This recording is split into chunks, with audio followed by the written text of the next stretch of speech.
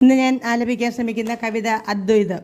മുൻ film censor board അംഗവും നോവലിസ്റ്റും കവിയുമായ ശ്രീമതി രാധാമണി പരമേശ്വരൻ്റെ രാധേയം എന്ന കവിതാ സമാഹാരത്തിലെ ഒരു കവിതയാണ്. ഈ പുസ്തകം അച്ചടിച്ചിരിക്കുന്നത് അക്ഷര ഓപ്സർ, തിരുവനന്തപുരം. അപ്പം നമുക്ക് കേൾക്കാം. എൻ്റെ ഒരു ശ്രമമാണ് അദ്വൈതം. അദ്വൈതം മുഴങ്ങുന്ന കാലടി ഗ്രാമത്തിലെ അധ്യാത്മപർണാശ്രമം തേടിയൻ തീർത്ഥാടനം.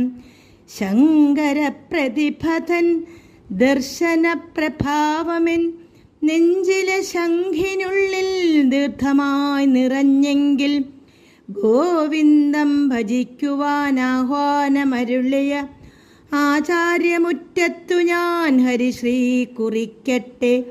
ആ ദീപ്ത നക്ഷത്രത്തിൻ ജ്യോതിതൻ പുണ്യത്തോടെയാകണം എനിക്കെൻ്റെ ധന്യമാം വിദ്യാരംഭം.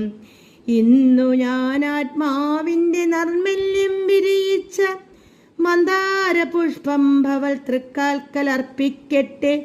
ഇതിലെ വീശിടുന്ന കാറ്റെന്നിൽ ചാത്തിക്കുന്നു സൗന്ദര്യലഹരിതൻ സൗരഭ്യ കളഭങ്ങൾ.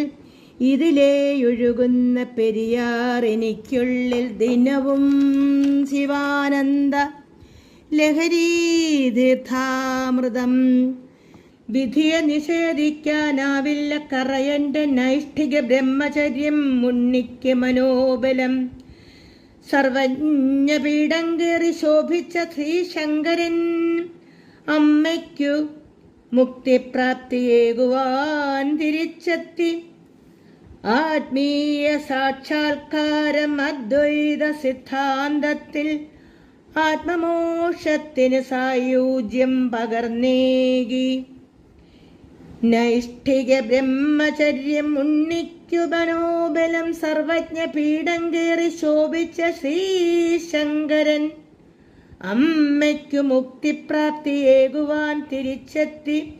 ആത്മീയ സാക്ഷാത്കാരം അദ്വൈത സിദ്ധാന്തത്തിന് ആത്മമോക്ഷത്തിന് സായുജ്യം പകർന്നേകി. ഇന്നോളം ഞാൻ ആർജിച്ചതൊന്നുമേ എൻ്റേതല്ല. ഇന്നിപ്പോൾ അറിയുമ്പോൾ ദുഃഖമില്ലെനിക്കൊട്ടും. എൻ്റെ ഈ ഇല്ലായ്മതൻ ബോധമാണെനിക്കുള്ളിൽ ഉന്നത സമ്പാദ്യത്തിൻ സാഗരം രചിക്കട്ടെ. അദ്വൈതം പൂർണ്ണമായി കേൾക്കുന്നതിന് ഈ ചാനലിൻ്റെ തൊട്ട് താഴെയുള്ള ആരോ മാർക്ക് ക്ലിക്ക് ചെയ്യുക. എല്ലാവർക്കും നന്ദി.